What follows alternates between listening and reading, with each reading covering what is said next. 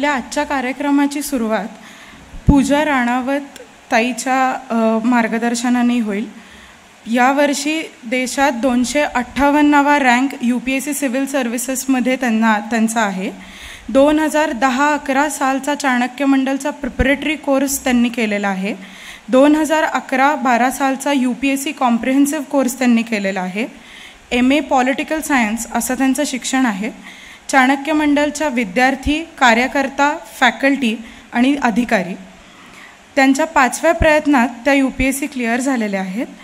आपल्याला सगळ्यांनाच हा प्रश्न पडलेला असतो की आता स्पर्धा परीक्षा म्हणजे आत्तापासून काय करू, याच विषयावर पूजाताई तुम्हाला मार्गदर्शन करतील. Good afternoon everyone. I am told here to begin with how to prepare for UPSC. So the first thing that comes to my mind, which I would like to emphasize on, is that once you start preparation, remember that you have only one attempt. Although the government allows you 3, 4, 6 attempts, you remember that you have only one attempt, and this is the attempt when you're going to crack it. Because that was my learning out of the 5 attempts that I gave. You need to be extremely focused in your very first attempt. Along with that, remember to have a very clear-cut strategy. And that is exactly the reason why I think all of you have gathered here. So first, only one attempt, and second, a clear-cut strategy. Now dividing the preparation into 3 phases, just as UPSC has prelims, mains, and your interview. Now there are 3 parts here also. One is the resources. What are the books to use? What is the material that we should begin with? I would like to suggest you start with NCERTs. NCERTs of all the subjects, 6 to 12 standard. Now you will have many people telling you that you don't need to do NCERTs. There are other books which are much more scholarly, written by experts on that various subject. But if you go through the UPSC exam papers, you will realize that you are expected to have a generalist approach. You are expected to know the common understanding of concepts rather than develop any scholarly skill about that. So I would say you start your preparation with NCERTs. That is your part of resources. Now one important thing to add here is that your resources should be restricted. UPSC as a process, as the syllabus is really vast, you will have n number of material and you will have n number of temptations about the material. That this is very concise, this is very precise, this is covered really well. Here the concepts are written in a very short manner. But I would say you always stick to the original source, and that comes from your NCERT. Along with reading NCERTs, remember to make notes. That is the second point that I am making. First, you have your NCERTs. You only follow, read, and understand and explore the NCERTs. Next, you come to making notes. Why do I emphasize the point of making notes? Is that on the day of the exam, one day prior, when you need to revise everything, you cannot go through the whole book again. So here the importance of notes makes sense. Second, when you are note making, somehow your mind is also remembering those concepts and trying to ingrain those concepts. So I think writing is an essential key to remembering, and that concept clarity is what helps in prelims. Simply overreading books is not what is required. The next point that I'd like to make here is always keep your preparation, once you begin with it, in line with UPSC syllabus. Like right now, if I ask a question to the audience, y'all are all UPSC aspirants. How many of y'all have the UPSC syllabus in your bag? So quite a few. But for the ones who do not, your UPSC syllabus, previous year's questions, and your map book. These are the 3 essential key things which you should be having at any point of time. That is the way you're going to mold your preparation. Any time when you are asked whether this concept is important or not, what should be your source to refer? That should be the previous year's questions. Is this concept highlighted? Has it been asked again and again? What is the kind of importance given to a particular area? Be it polity, be it environment. What are the must-know things? Like any UPSC aspirant is supposed to know the Ramsar Convention in environment. So such concepts, once you start seeing the previous year's question papers, you will know where to focus on and which areas to eliminate. From this, I come to my fourth point, and that is, while reading, do not focus on completing books. Focus on completing syllabus points. What is mentioned in the syllabus, what is the information required, that is it. Okay? Usually what happens is when we are advised a book by some senior or by someone who has cleared, we tend to finish the book out and out. And that gives a very beautiful sense of accomplishment also. Because we've been sincere, we've been taking notes of that book, so it makes us feel that yes, I have read G.C. Leong out and out. But probably that is not the requirement. And that is the place where even after studying, we are not able to perform in the exam, and then that leads to a certain kind of frustration कि इतना पढ़ने के बावजूद ये concept exam में solve करते नहीं आया, या probably I was not able to mark the right answer. So here you make the essential distinction that while reading anything, align it with UPSC syllabus and mark those areas right in the beginning in the index itself. So when you are just starting preparation right now, have a very clear-cut idea that in polity, these are the topics that have been asked again and again. This is what I will be studying. Or this is economics. These are the concepts. This is what I will be studying from a particular book. Another advantage of this method is that you can refer to various sources and read only what is required. If you go for completing 3-4 books, in that process you are spending a lot of time on one area. Which brings me to my next point. Remember the weightage given to a certain area. Again, for prelims, you have around 5 to 6 sections separately, like polity, economics, environment. So while studying, you might feel that all of them require equal focus, in-depth study, and you're not able to align time. And it so happens that 3-4 weeks we are studying only one subject. And after that you start with another subject. Suppose you're not able to understand economics, then you pick up environment, 2-3 days environment. I am saying all this because in the preparation phase, all of this happens with us. That we are studying one thing and then you shift to another when you're not able to follow it up. So in this entire thing, I'd say you draw an hierarchy of subjects. Like for prelims, you can make certain areas very strong and let the other areas be sufficiently good. Like you know them well enough, not in an excellent way. Like I'd give you an example. In prelims, if you know that around 20 to 25 questions are from polity, so you ensure that your accuracy in solving polity questions is around 95-97%. That any question asked to you, you are unbeatable at that. Then you bring down to economics, around 90% accuracy. You come down to history, around 85 to 80% accuracy. And suppose, just for example, culture is a part which you find difficult. You do not have to spend hours and hours strengthening that part. Do the basic NCERT, do the previous year's questions, and know that your accuracy is around 70%. How many questions will be there from culture in your prelim exam? Not all of them, right? So, drawing an hierarchy of which areas to focus on also makes your preparation easier, faster, and you start feeling that sense of accomplishment that yes, I have completed this part, and you stay motivated in the process. One of the most important hurdles while preparing for the exam is to stay motivated. We all have inspiration, but motivation is something that drives us to do the same thing again and again every day. Motivation is what builds consistency in us. So to be motivated, you draw small targets. So that was, I think, about prelims. And a last point for prelims that I'd like to make is you create interlinks with the syllabus and previous year's questions.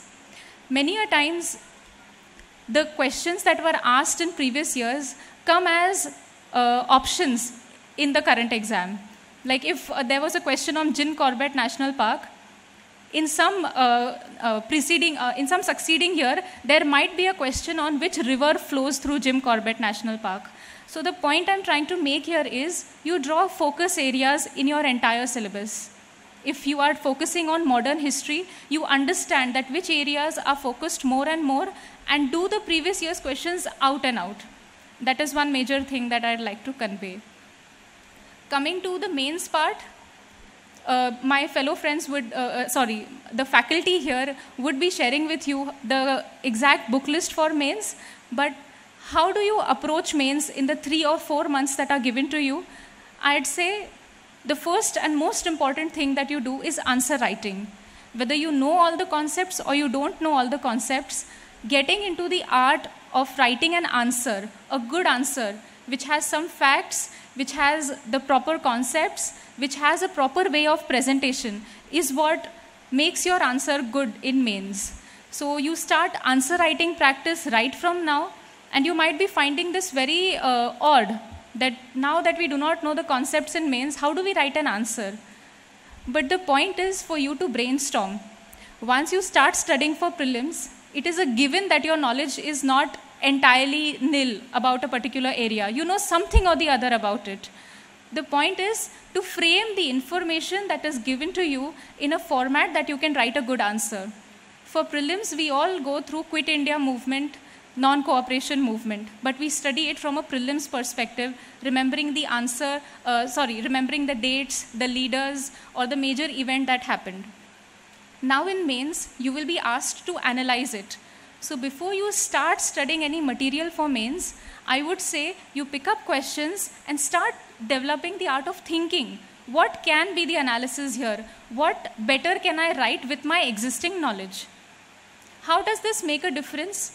Because when you're writing the actual exam, all the tricks, all the facts that you by heart and rote learn, कि ये point तो मैं लिख के ही आऊँगी exam में, या ये मैं लिख के आऊँगा, which we all do for mains, it doesn't really help. Whichever concepts you have ingrained in your mind, which have gone into your muscle memory, or you understand them out and out, they are the only things you write on paper under pressure. Mains environment, you have 3 hours of writing one paper, you have 20 questions, and that is a time when you want to give your best to each and every question. So you think, what will you be able to write better? Those concepts which are clear in your mind, isn't it? So right from now, start brainstorming on whatever topic is given to you. How better to do that? I'd suggest 2-3 points. One is question solving or brainstorming. Second, you start thinking from a plural perspective. Think about things from the social angle, economic angle, political angle, psychological angle. How does one concept work on the individual level, on the collective level? How do you see the education system in India? How better can you adopt practices from the world over? Okay, if you know the example of Finland, where they have public education system, how can you incorporate that into your answer? So these are the ways you can write a good mains answer. And the last point, always keep your originality intact, and that will come when you start brainstorming now. To each question or to each concept that you study, have your own original opinion about it. Although you have to rationalize and temper it in line with what UPSC asks, but the point is, don't get totally flown or don't succumb to the entire pressure where you're only rote learning, picking up things from the NCERT and writing them. Okay? My point is, you start brainstorming on those concepts, come up with your own experiences about it. Here, one important thing that I'd like to mention in between the process of prelims, mains, and interview is what one can do in the preparatory course. I am taking a small detour, but I'd like to share my own example. When I was here in preparatory batch, we had a visit to a certain NGO. And although at that time, I was not really thinking about how will I use this experience in my mains, it was just a visit, and we got to learn a lot, came back, few years passed. While I was writing my answer in mains, in GS paper 2, there is a point which talks of NGOs, self-help groups, cooperatives. Okay, you all know that point, right? Yes? So over there, I could use my own experience and mention it in the answer. So here, my answer becomes +1 because I'm adding something what the others are not adding. Okay? So this is a special message for all the students who are in the preparatory batch right now or are thinking of doing UPSC in the years to come. Focus on 3 points. One is to learn during your phase of preparation. Read books which are interesting, aligned with UPSC.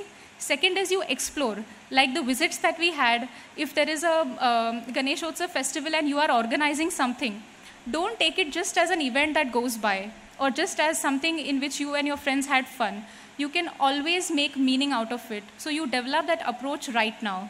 And third is you start experimenting. You try different things, you try different, you go through the syllabus once and you see which are the areas which you can really visit. If you find culture is a difficult topic for you, why not Google those videos or see those videos? Okay, that develops a different perspective altogether. So this was a message for the preparatory students. And coming to the part of interview, I think today when all of you are sitting here and thinking of giving UPSC next year, I'd say you think of the process inwards. Interview is all about how much you know your own self, how you see the graduation subject that you have done, what did you learn from it, what are the places you come from, what has been your experience, how do you view the world, how do you view the values around you, or what are the values you carry with you. All of this is in the interview. There is no other difficult question asked. The others are all myths. So here I'd say you start approaching the process in 3 steps. You first focus on the interview, you focus on your mains, and then you come down to your prelims where it is only facts. I think that is about it. Another important point that I'd like to mention here is, throughout your course of preparation, you remember this. Practice that which you have to perform on the day of the exam. By which I mean, in prelims, if you're asked to solve questions in those 2 hours, you should be spending 70% of your time solving questions in the preparation phase. If mains requires you to write answers, do not spend your time reading or attending or listening to lectures. I think the best thing to do is to write answers. And if it is interview where you have to talk, then you practice talking. Okay, so I think these were the main points. And again, I'll end with this last point. This process in 3 phases begins with information, where you're in prelims, you are only focusing on taking up facts and collecting information. That information must convert to knowledge when you go for mains, where you can add analysis.